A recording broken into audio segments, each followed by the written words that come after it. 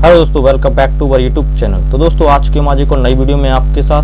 तो दोस्तों आज हम आपको जो हाई स्कूल का अभी मैथ का पेपर हुआ है 2024 में, उसको आज सॉल्यूशन कराएंगे। तो दोस्तों ये है, आप देख सकते हैं इसका कोड दे रखा है 822HY, ठीक है, 2024 गणित। तो दोस्तों ये 3 घंटे 15 मिनट का समय मिलता है इसमें। और आप लोगों को अभी मैं चेक कराता हूँ आपके जो बहुविकल्पी क्वेश्चन आते हैं 20, आपके उसमें से कितने सही हैं और कितने गलत हैं। तो आप लोग कमेंट में कमेंट करके बस बताना आपको कि आपके कितने सही हुए।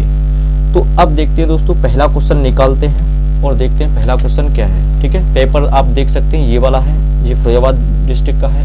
तो अब देखते हैं पहला क्वेश्चन क्या है दोस्तों। ये आ चुका है स्क्रीन पे पहला क्वेश्चन।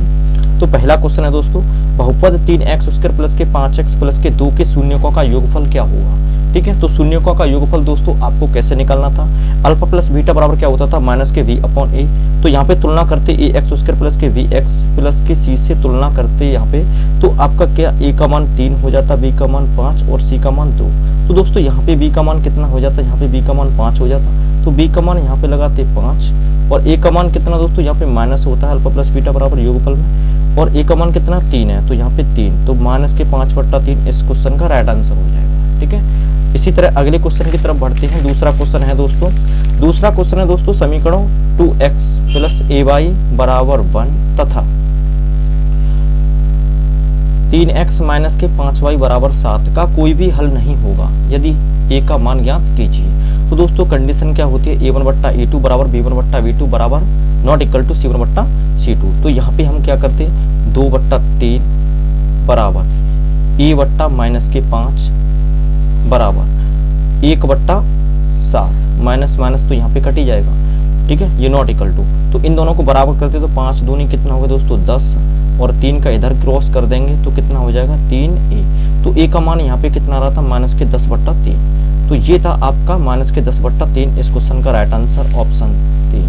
ठीक है, समीकरण अगला क्वेश्चन है दोस्तों, अगला क्वेश्चन है समीकरण 2x² प्लस के 5x प्लस 4 के मूलों की प्रकृति होगी। ठीक है, तो इनके मूलों की प्रकृति आप लोग देख सकते हैं, फॉर्मूला लगा b² माइनस के 4ac बराबर 0। ठीक है, अब इसको लगाएंगे तो यहाँ पे क्या हो जाएगा दोस्तों, तुलना करेंगे हम ax² प्लस के bx प्लस c से बराबर 0। तो a का मान कितना आ जाएगा 2 और b का मान यहाँ पे कितना है दोस्तों 5 है। ठीक है, तो 5 का वर्ग कितना हो जाएगा 25 माइनस के 4 गुणा a का मान कितना है 2 लगाओ, c का मान कितना यहाँ पे 4।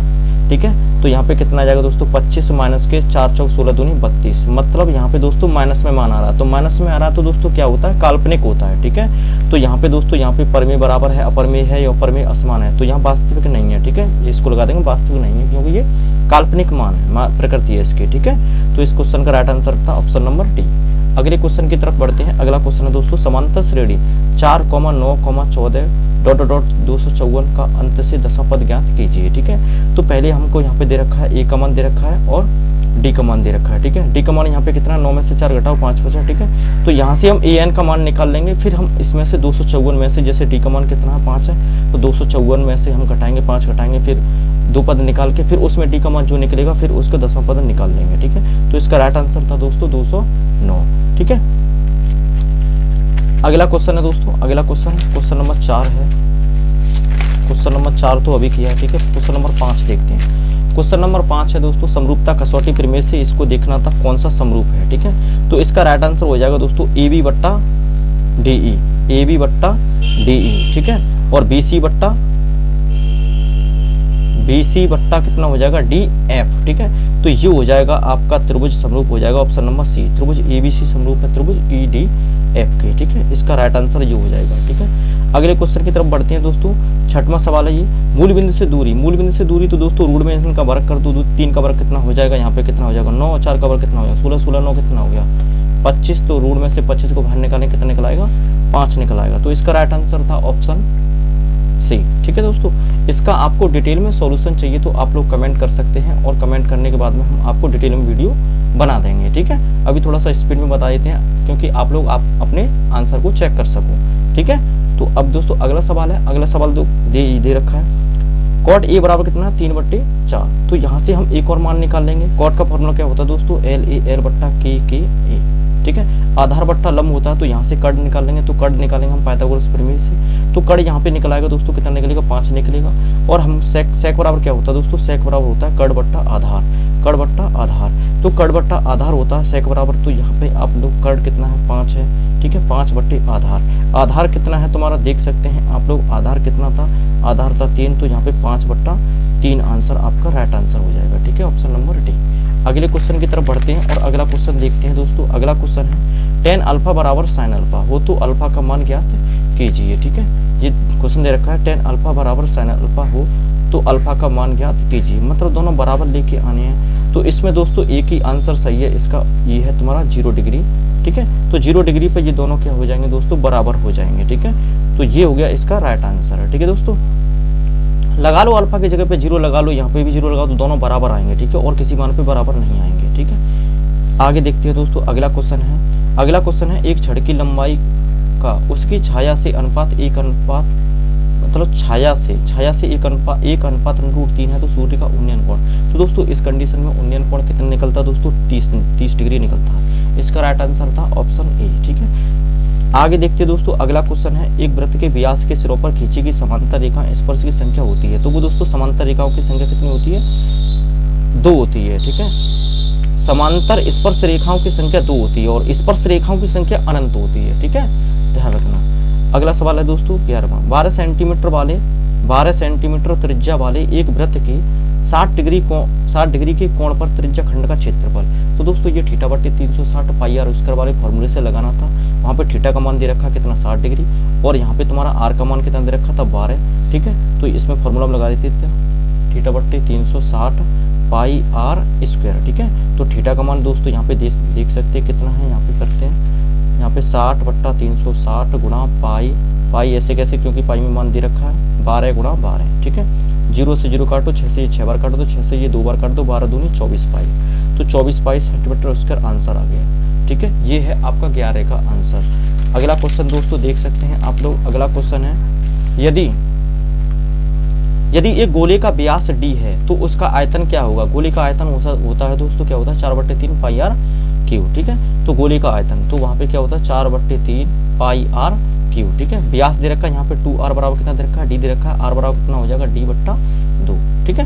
तो यहाँ पे 4/3 पाई के रूप में निकालना, तो पाई गुणा r का मान यहाँ पे लगाएंगे, तो r का मान कितना है d/2 है तो d/8 हो जाएगा। 4 दूनी 8, 3 दूनी 6, मतलब d3/6 इंटू पाई, ठीक है। तो d3/6 into pi option number D इस क्वेश्चन का राइट आंसर हो जाएगा, ठीक है। अगले क्वेश्चन की तरफ बढ़ते हैं दोस्तों। अगला क्वेश्चन है r त्रिज्या के एक ठोस अर्ध का कुल पृष्ठीय क्षेत्रफल 3 पाई r स्क्वायर होता है दोस्तों, ठीक है। अगले क्वेश्चन की तरफ बढ़ते हैं दोस्तों। अगला क्वेश्चन है 14। निम्नलिखित बारंबारता सारणी का माध्य का वर्ग होगा। तो माध्य का वर्ग दोस्तों पहले हमको इसकी संचयी बारंबारता निकालनी थी, फिर उसका n/2 निकालेंगे, n/2 किस में लाई कर रहा है, फिर उसका वर्गांतरण निकालेंगे। तो ये लाई कर रहा था दोस्तों ऑप्शन नंबर सी, 10 और 15 आंसर हो जाएगा, ठीक है। आपको कमेंट में बताना दोस्तों आपके कितने क्वेश्चन सही हुए हैं, ठीक है। और अगर आपको डिटेल में वीडियो चाहिए तो आप कमेंट करके बताएं, प्रत्येक सवाल को करा देंगे, ठीक है, डिटेल में। अगला क्वेश्चन है दोस्तों किसी बारंबारता सारणी के मध्य और माध्य का क्रमशः 27 और 29 है तो इसका बहुलक ज्ञात कीजिए, ठीक है। तो इसका दोस्तों एक फॉर्मूला होता है बहुलक बराबर वाला, ठीक है। तो ये इसका सही आंसर था दोस्तों, क्या था इसका सही आंसर ऑप्शन नंबर सी 33, ठीक है। तो इसका फॉर्मूला होता, फॉर्मूला में लगा के इसको निकालना था, ठीक है, बस और कुछ नहीं। अगला सवाल है दोस्तों, अगला सवाल है आपका निम्न सारणी दे रखा है ये वर्गांतरम, इसका माध्य बताना है, समांतर माध्य। तो दोस्तों इसमें क्या था समांतर में, पहले तो इसका हम x का मान निकालते हैं, xi का मान, ठीक है, और fi का मान ये दे रखा है, फिर इन दोनों का गुणा करते हैं। तो xi गुणा fi बट्टे fi, मतलब समीशन में इनका कुल दोनों का योग करके, ठीक है। तो ये निकला था आपका 23, ठीक है। तो इसका राइट आंसर हो जाएगा ऑप्शन बी। अगले क्वेश्चन की तरफ बढ़ते हैं दोस्तों। अगला क्वेश्चन है आपका एक अधिवर्ष में 53 सोमवार होने की प्रायिकता। तो दोस्तों एक अधिवर्ष में 53 सोमवार होने की प्रायिकता होगी आपकी ऑप्शन नंबर डी इस क्वेश्चन का राइट आंसर है।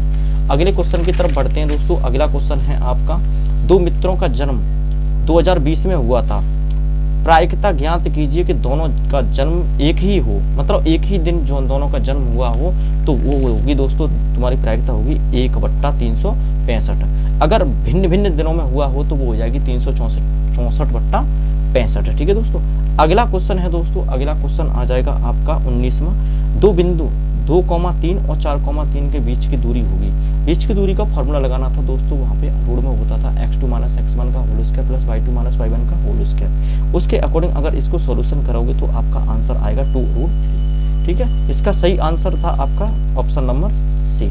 ठीक है, अगले क्वेश्चन की तरफ बढ़ती है। निम्नलिखित में अपरिमेय संख्या होगी। तो दोस्तों अपरिमेय संख्या देख सकते हैं, रूट में से ये बाहर निकल आएगा 5 निकल आएगी, परिमेय संख्या हो जाएगी। ठीक है, 81 बाहर निकल आएगा 9 हो जाएगा, परिमेय संख्या हो जाएगी। P/Q के रूप में परिमेय संख्या हो जाएगी। ये एक ऑप्शन बचा, ऑप्शन नंबर डी अपरिमेय संख्या हो जाएगी। ठीक है, अब देखते हैं दोस्तों, ये थे आपके 20 क्वेश्चन। आप लोग इसमें से कमेंट में कमेंट करके बताएं कि आपके कितने क्वेश्चन सही हुए 20 में से। ठीक है, अगर आप इसका डिटेल में सॉल्यूशन चाहते हैं तो आप कमेंट करके बताएं, तो हम इसका आपको प्रत्येक सवाल का डिटेल में सॉल्यूशन बता देंगे। ठीक है दोस्तों, तो मिलते हैं नेक्स्ट वीडियो में।